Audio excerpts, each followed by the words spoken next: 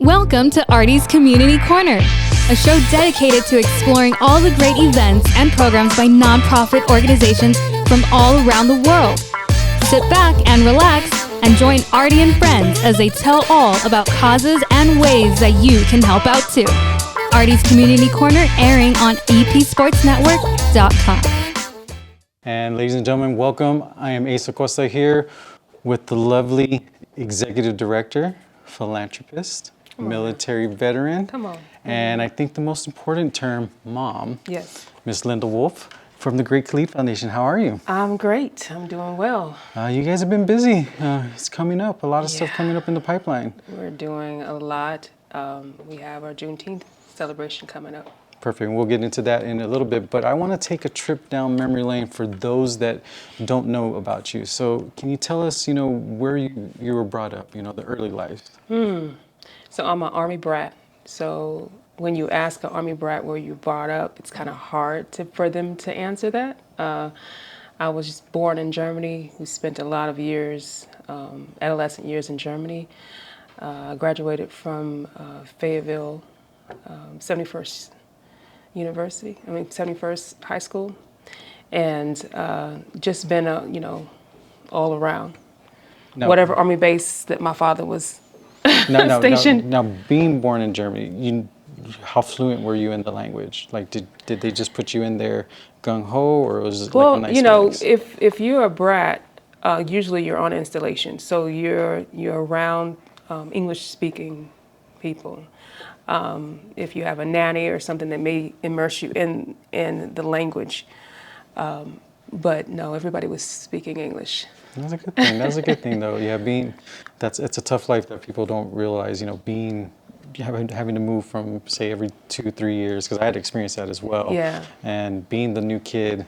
Yeah, it was tough, but it taught me a lot about different cultures and different mentalities. From being a European and their ways. So it's hard because you do have to be out there and be vulnerable every 3 years, depending upon when your father, gets stationed somewhere else. You got to make new friends. So there's never the word home. Home is where your family is, right? Home is where your family is, and home is where, I've learned your environment, because especially if you're in Germany, everybody kind makes their own family there. Now, making that transition from Germany back to the States, at what age was that, and what challenges were there? So my father did 3 tours in Germany. So it was always back and forth from Germany to Fayetteville, Germany to Mississippi, Mississippi to Germany. So going back to the States was kind of like a culture shock to me.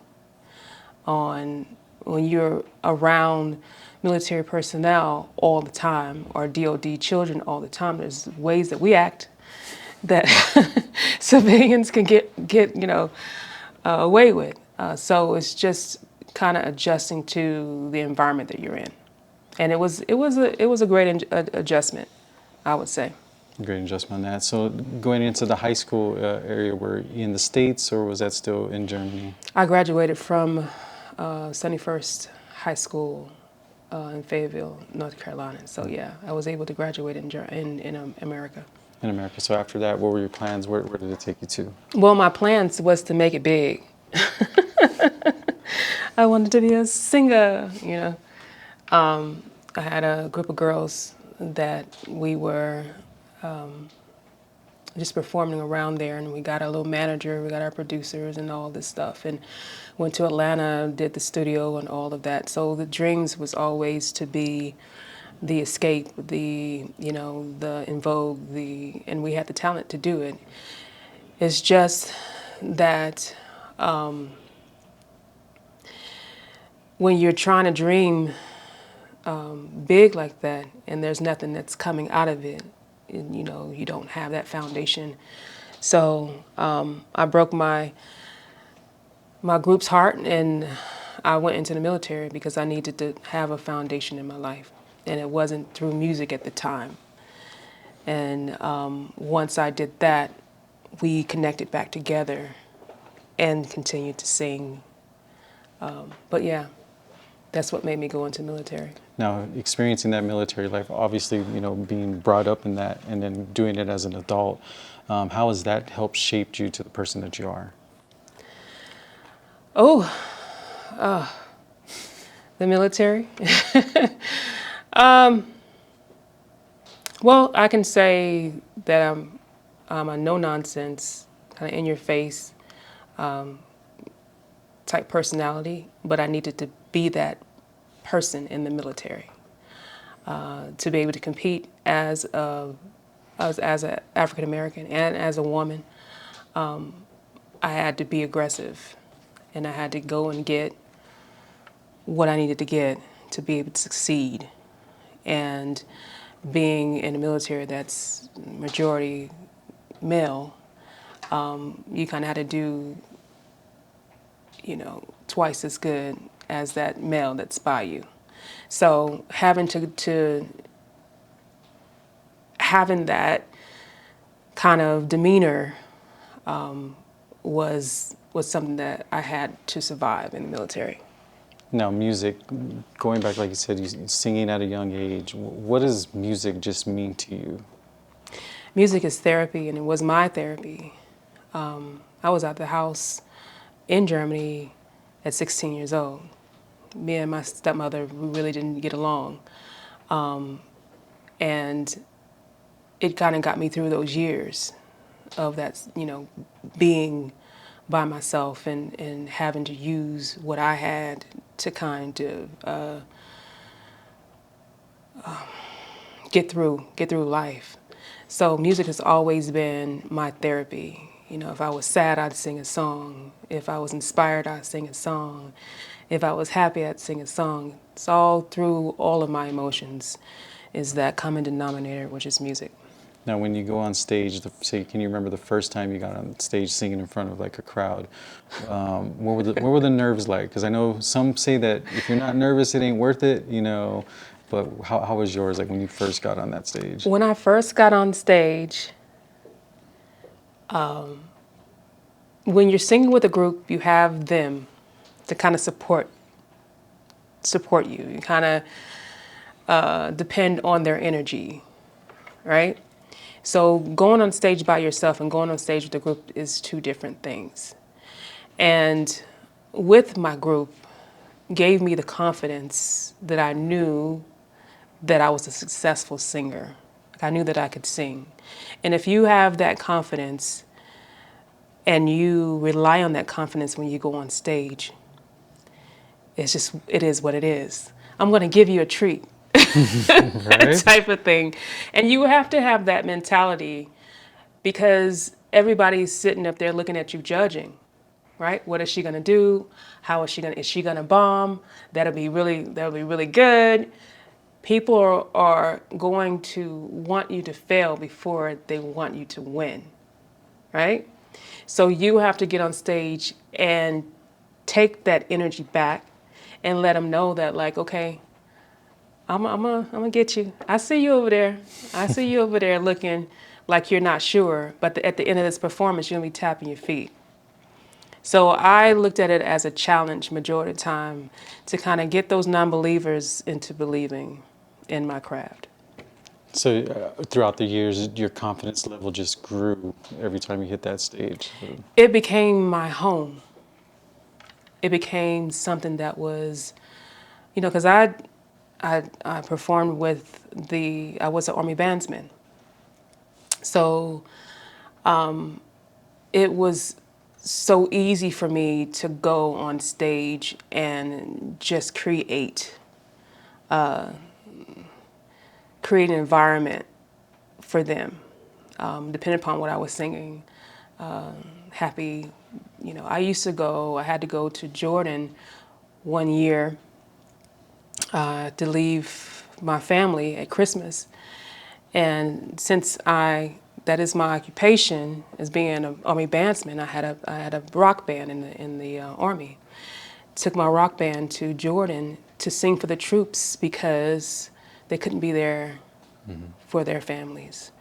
So when I did that, I wanted to give them experiences that reminded them from home, right? So my set list was, everything from jazz to rock to R&B to all that, so that I, satisfy everybody that was in the room. And I took those individuals away from what they were feeling. I took them away from the fact that they wasn't with their family at the time. And to me, that was just the best. That was the best job in the world, because I had the ability to do that. Just for that moment, they got to just not Be realize. there, right? Be in this fantasy that I'm giving you. That's like some power right there that some can just want to do, but they're not able to, and that's a beautiful thing there. Now, going back to music, like you said, performing in the Army band, how special was that? Like just seeing the soldiers and then seeing, I guess, the regular civilians. Oh, I thought you guys were just regular people. Or you're like, I love that. I love it. I love it when you can educate and when people don't realize, oh my goodness, all the things that they've heard of Army bands. When the MOS, vocalist MOS came out, I was one of the first 5 to get that MOS in America.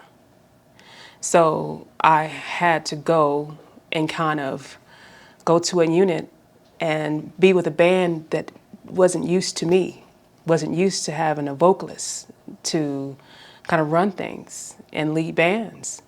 And I had to change their mind on that. And once I got into a leadership position and I had my band, I gave them this huge list of things to learn. They wasn't used to having a non-musician tell them what to do. And they didn't see what I was trying to do. They saw now, they saw later, but they didn't see it first. But we were so successful because we could read the crowd. And, I was able to communicate with my band with just this or look or whatever. So when we got out there, people were like blown away by the talent of an Army band. There's so many vocalists out there now. It's spread, Army-wide. And it went to, I think the Air Force is doing vocalists and all that stuff. But the impact that I feel like I had on my band was opening their eyes to something different. Other than just like the normal day-to-day job of a soldier. Exactly. As a bandsman, you were still a soldier, so you still had to qualify, you still had to do your PT test, you still had to do all that stuff, your admin stuff, but you had to perform too. So you had to go to play taps, you had to go to, play for the community, you had to go to senior citizens' homes to play for, that community. So we had so much more to do than the average soldier. And I don't think that people realize that. They don't realize that. It's pretty much like a student athlete, what they start to do. They're playing, say, college football, D1, but they still have to go to class, you still have to hit the test, they still got to do this stuff. Everything else. And work on your craft and do all that. Yeah. Just added more pressure. But like you said, when you hit that stage, there's nothing like it. When you hit that stage, it's home. And when you hit that stage, it's comfortable. It didn't start off that way, of course. I was scared. I was intimidated by the crowd, by the stage, by everything. But when you embrace your talent and you know it and you're prepared, that gives you that motivation to get up there and do what you need to do.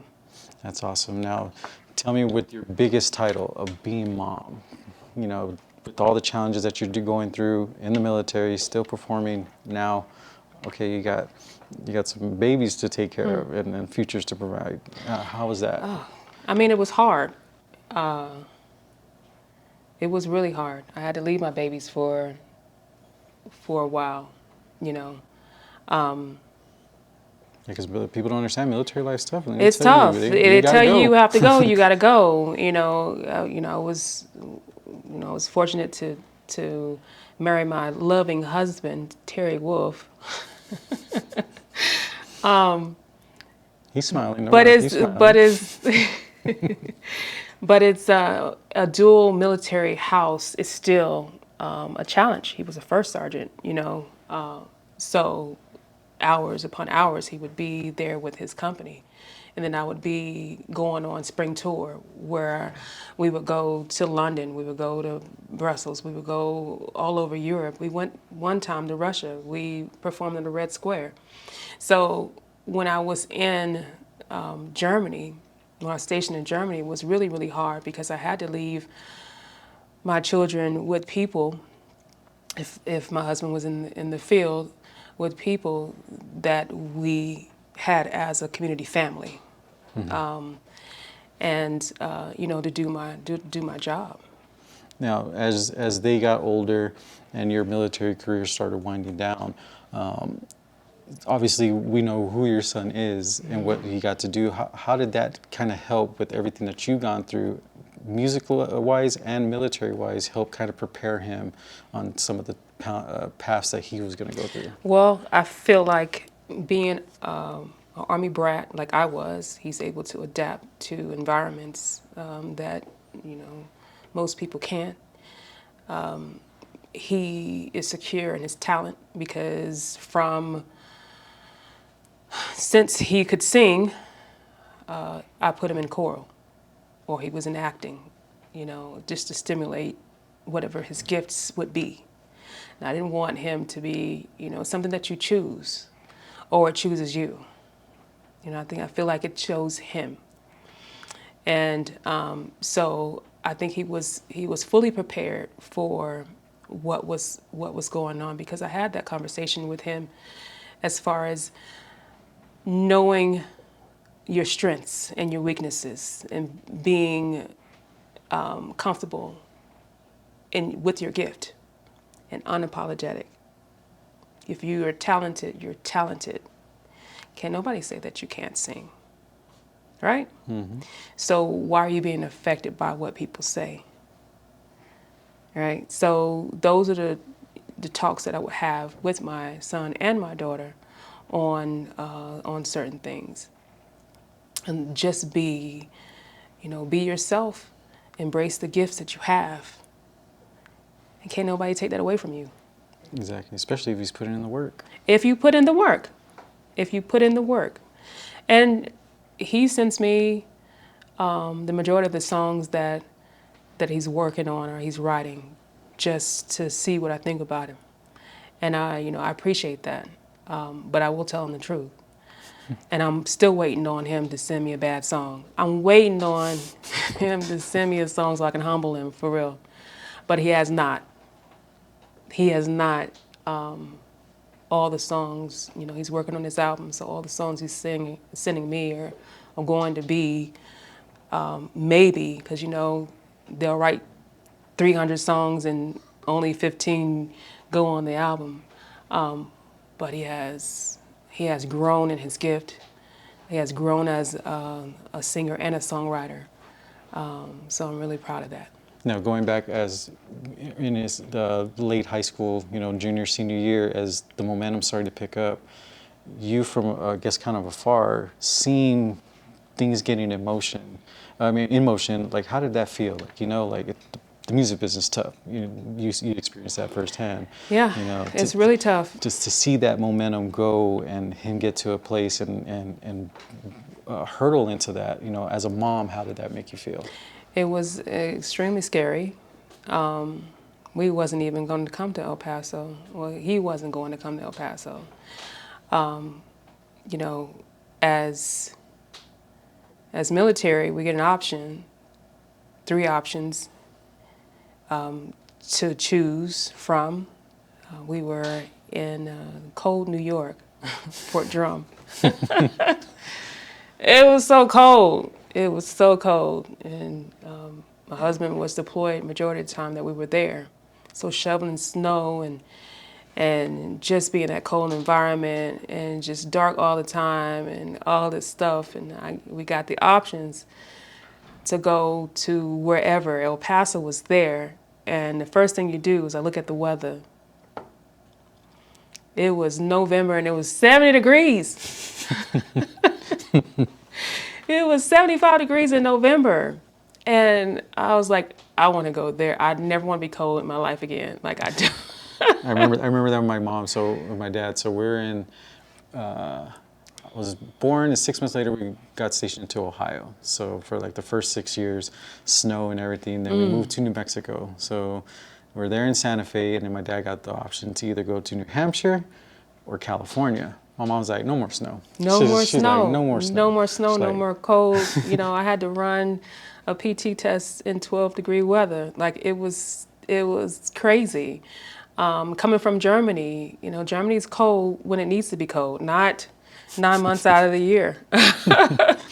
So yeah, he wanted to stay with one of his friends because he wanted to graduate in New York. You know, he had a friend group, and we sat on it. We sat on that, and we decided that he was coming with us.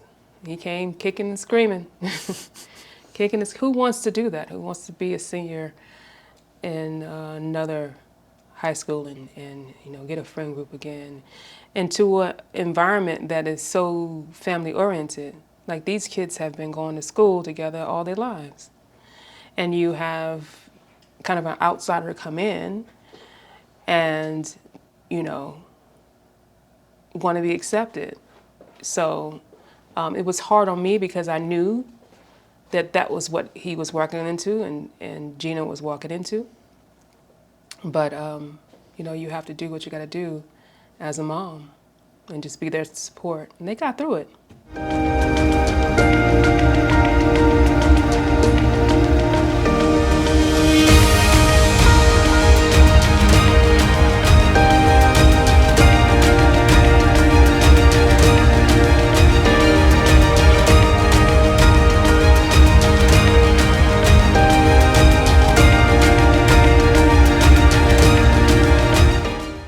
so as he's making his career and he's overcame that obstacle and he's in the limelight, what got you to start the foundation? Because obviously giving back has been huge in your family. What was that conversation like when, you know, when you guys decided to form the foundation? Well, we knew that he's truly blessed and he loved the city of El Paso. He considers it his home because this is where he was able to, you know, find that gift and that talent here. And the fact that we retired here. We bought a home. We've never bought in a home. So he clings to El Paso. So it was never not going to happen. He's extremely blessed, and we just wanted to give back to the community. What people fail to realize is that this is a 501c3. We get all of our funding from the community, not from Khalid. Khalid does, of course, invest in some things. He shows up and is his namesake. But in order to make this foundation work, we definitely need to have other sources of income come in to support. But it's always been, like, I think having this foundation for me and him has kind of saved our lives. You know, we were retired, and to be able to go out there and, you know, see those kids and affect change in the community that you live in and around the nation, because we have a performance arts scholarship. It's just something that I never saw in my life. I've given to America. I've been to war for America. But given like this, so personable and personal to the community, you know, it really affects me. So it was not ever anything that I was like, kind of like, no, we shouldn't do it. I was scared, of course. Still building that momentum with the brand, the Great Khalid Foundation. But I feel like everything that we've done for the community, now people are seeing. It's show and prove. You know, now people can put the name with what we've done. Other than just, oh, he's the musician. Yes. Right. What we've done when we gave out 2,000 Thanksgiving meals, when we, you know, outfitted the whole elementary school with toys, when we gave out book bags to a whole sixth grade class. All those things matter, and all we were trying to do was alleviate the burden of, El Pasoans, because it's a lot of areas in El Paso that are struggling, That's who we're here for, those kids, and to kind of let them think about maybe their musical gifts instead of thinking about, I don't have a backpack. Or I don't have a pencil. I don't have a pencil, right? Some stuff that we take for granted, like okay, yeah, we can go pick up a backpack, pick up a pencil or a notebook. Some, if it's a family of 5, one income. Right.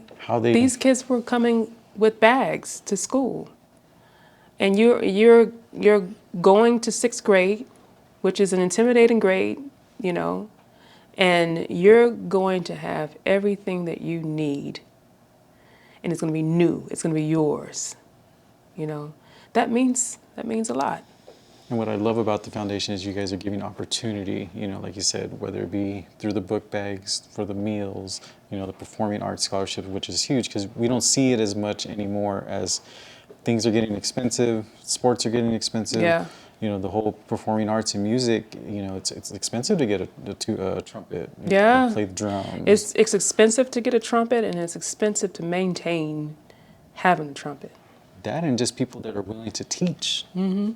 Because some of these programs are being eliminated from school. Yeah, it's important. Arts, performing arts, fine arts, they don't get enough attention. The gifted, the truly gifted children are not being celebrated enough, I feel. With the foundation, we like to elevate that. We like to elevate your gifts. If it's art, if it's theater, if it's dance, if it's song, we wanna help you through that. We wanna elevate it.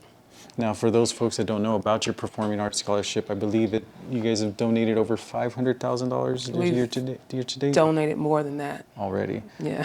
Now, for folks who Don't know, downplay me. sorry, more than that. Over $500K, over $500K. Yeah. But what people don't realize, you read every single application that comes through. It's not just oh yeah, my son's a celebrity. Okay, we'll do this. No, you guys are very hands-on in all the decisions, especially on the performing arts. Yeah. Well, because I feel like it's important for me to be hands-on. It's our foundation, we have a small staff, but if you ever see me in the event, I'm working.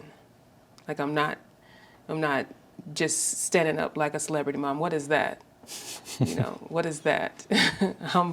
I'm working, and I'm doing the work to support the community. And the fact that I am a singer and I do have the qualifications on selecting I think the best out of the submissions, I take it very seriously. I can tell in 5 seconds if I'm going to like you or not. I can tell with just how you come in the room and have your audition, how you set your audition up. If it was rushed, if it's a rushed thing, then you really don't care about it. Not as much as this person does when they have their background and they have somebody playing for them or they have this and that and that. So it takes, for me, the performing arts scholarships are $10,000.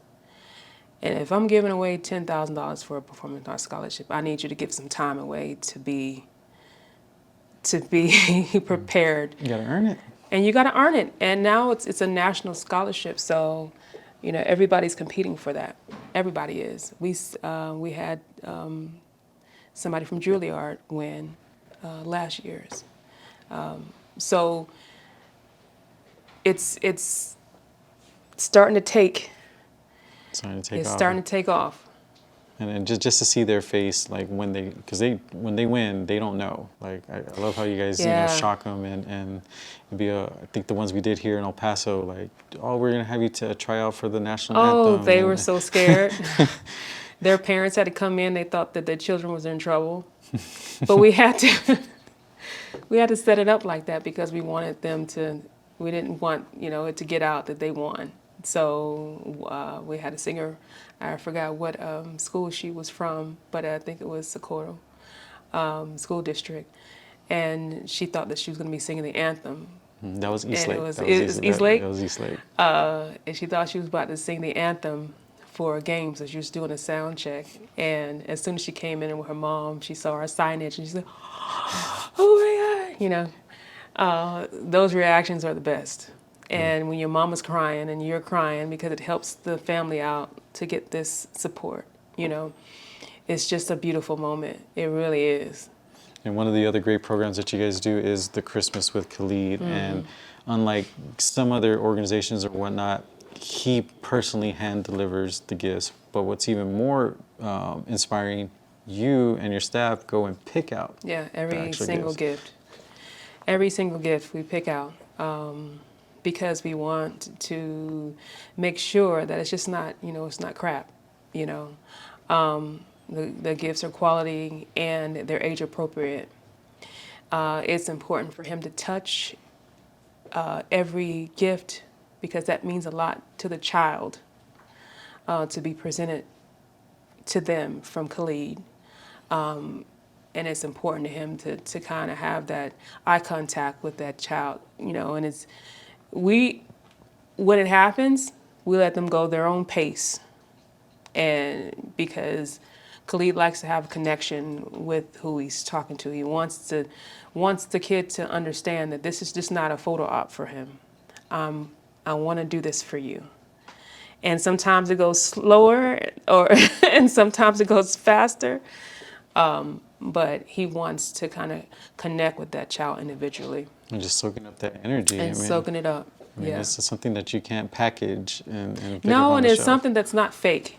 Like you can't fake that, Majority of the time when Khalid comes in to do things for me or for the foundation, he's worked all night or he's in the studio all night and he has to go right after. Like there's no kumbaya moment at home. He's coming in for the kids. And he puts that around everything else that he has going on at the time. But he's dedicated he's showing up like I'm here now. I'm gonna be here now until it's over with. So he'll do whatever I want him to do for that day. So I have to make sure I put everything in. Detailed. Here it is. This is your timeline right here. For that day, but he definitely shows up when he's there with the kids. I think that's his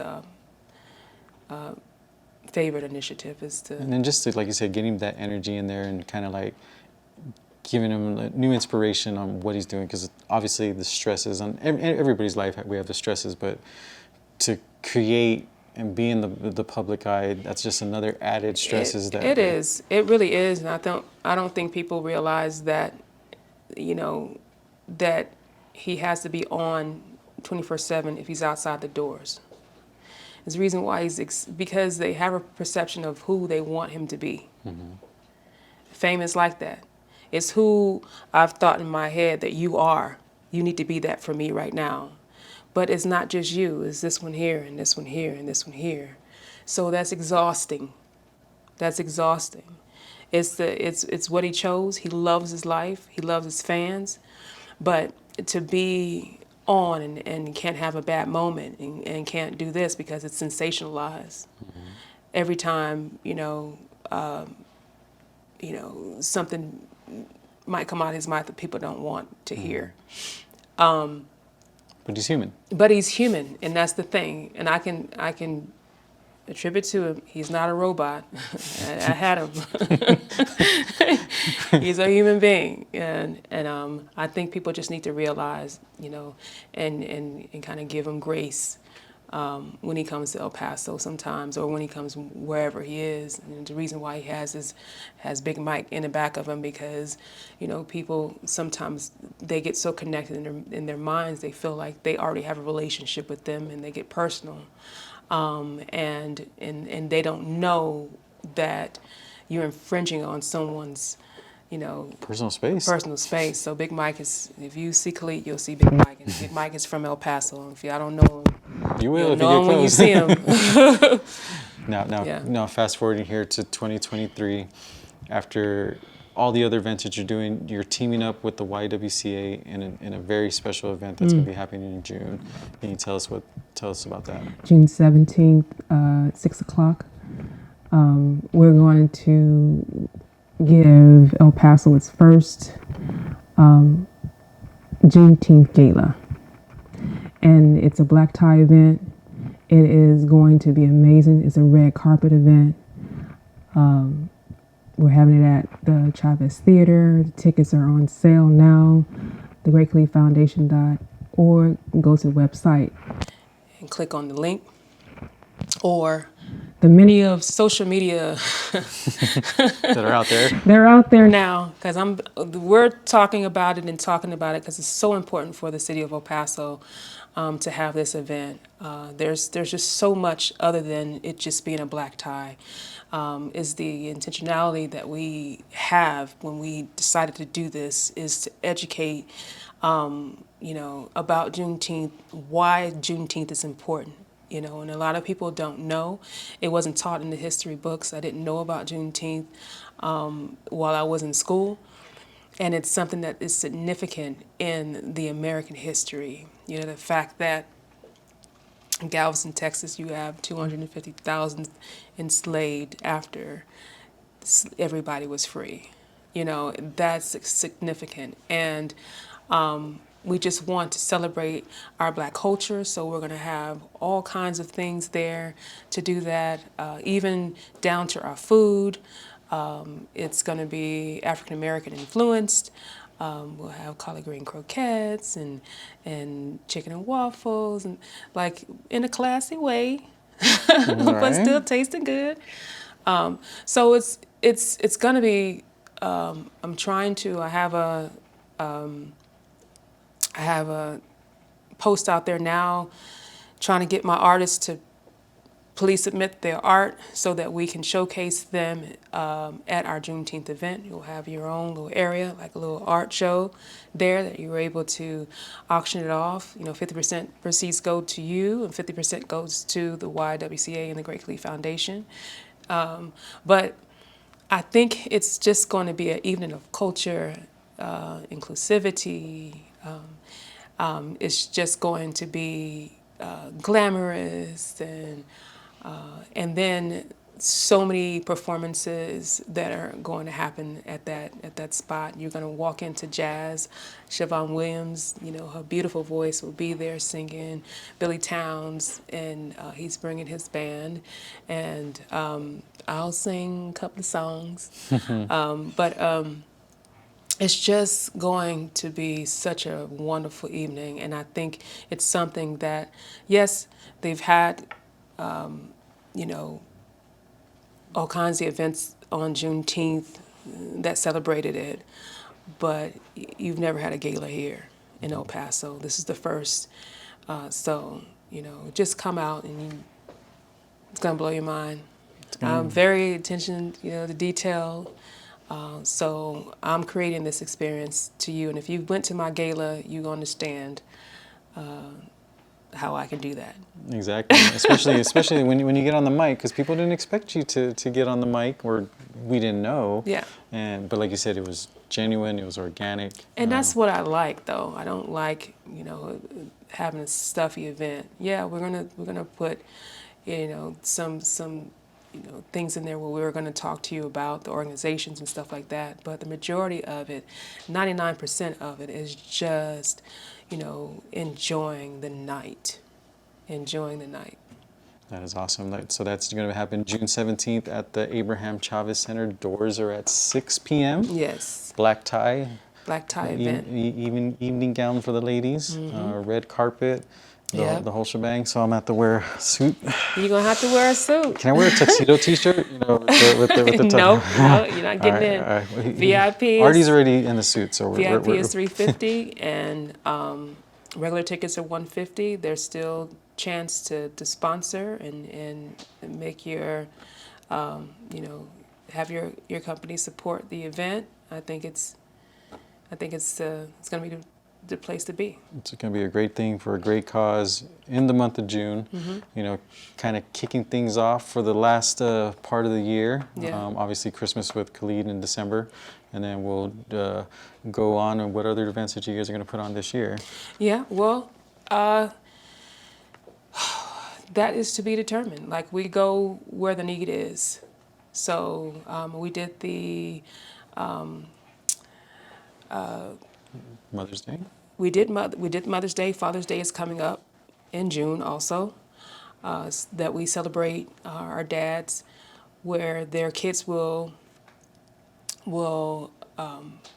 send in their essay about why they love their father figure. Because it could be an uncle, it could be a brother, but who was their father figure? Because we understand that sometimes dads, they're not in the house. So we want to celebrate those children celebrating their fathers. And usually they don't have the money to let them know that, here, Dad, this is for Father's Day. And my husband said, they don't care about Father's Day. Well, we do.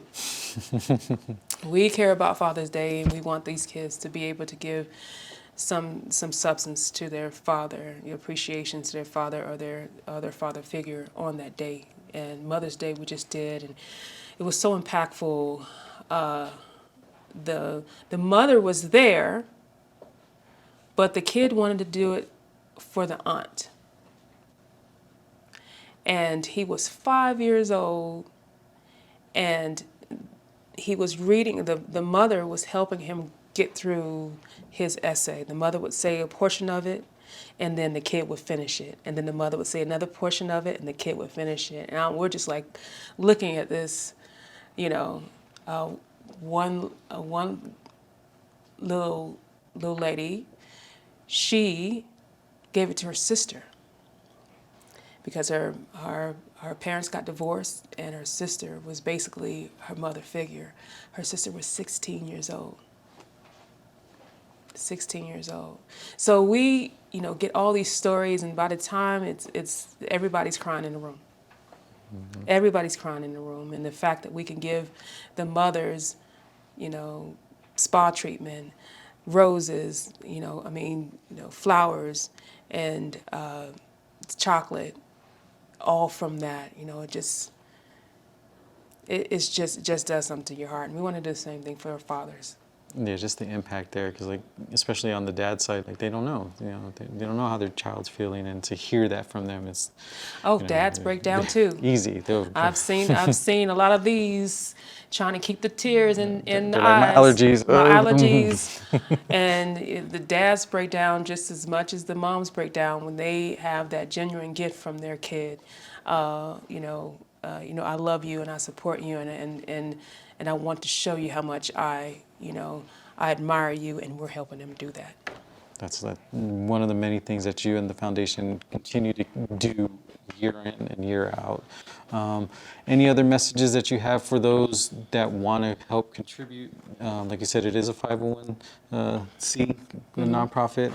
Where can people go to the website to find out more information, donate? Yeah, go to our website, thegreatkhalidfoundation.org, and everything's laid out there. Follow us on social media. We have Instagram, Twitter, and Facebook, and TikTok. We're going to be better about TikTok.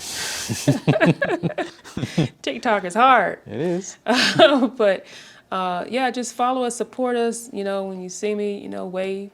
Don't come up, but no, I'm kidding. No, I'm kidding. Just wave. No, I'm a hugger, so it was actually a joke. No, but like support.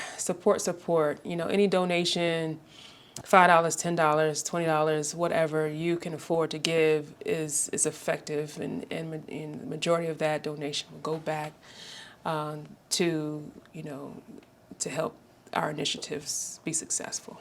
Perfect. One last question here. When you have that opportunity to sit with your son and you guys just kind of take a trip back, what do you guys just tell each other? Like, Well, we tell each other we love each other. I tell him, you need to call me more. True story. you're like, I see you on the phone. We see your post. I tell him, yeah, I'm stalking you like everybody else does. And I know that he's busy. It's the hardest job to be, you know, a superstar's mother or parent, because you understand why, you know, I understand, I've seen how tired he gets from just doing engagements, and how, you know, here to here to here to here is a whole thing. So I get it, I understand it, but I'm still a mom. So yeah, I'll see him this Friday or Saturday. We're going to see him perform with Ed Sheridan in Atlanta this weekend. So I'll be able to tell him the same thing I tell him a lot. You need to call me more, and I love you. No, sometimes we reminisce. Like when he comes home, he likes to look into, you know, the pictures and stuff, and kind of reminisce on how it was before, and look at old pictures and friends and family, and you know, we just talk. You know, I don't have as much of those moments as I want to have, but any time with my child is enough for me. And sometimes I gotta go and see him. Sometimes I gotta pull up on him, you know. But I will travel to do that. I can't not see him the whole year. Like, where are you at? Or I call his manager, where are you gonna be at? Fly me here. So that's our relationship. You know, he shows it in a lot of ways that he loves his mama. That's awesome. Tell him you got to work on that private jet sponsorship right there. Right? I know, right? Tell him to make a song about a jet. Let's exactly. Well, Mrs. Wolfe, I appreciate you taking the time out. Like I said, great things that you guys are doing with the foundation. Because you guys, in all reality, you guys don't have to, right? People don't understand that. Like, you guys don't have to do that. You guys can live the retired life and, you know, just hang out, but you guys choose to do it because of the benefits that you, like you said, giving opportunity to the young kids, and we appreciate that. You know, if nobody's told you, we thank you. I appreciate you saying that.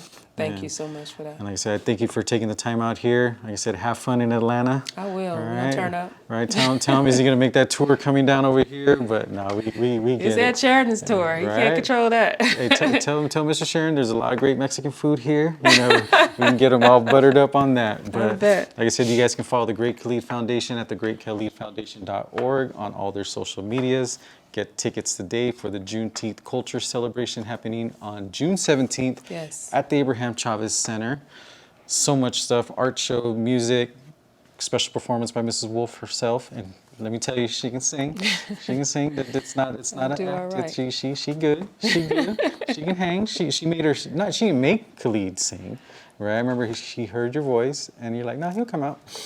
Yeah, he'll come out. and he came out. So, like I said, for everybody here, for Mondo the Monster Medina, Arty, and Mrs. Wolfe. Hey, Arty. All right, Arty's everywhere. We'll see you guys next time.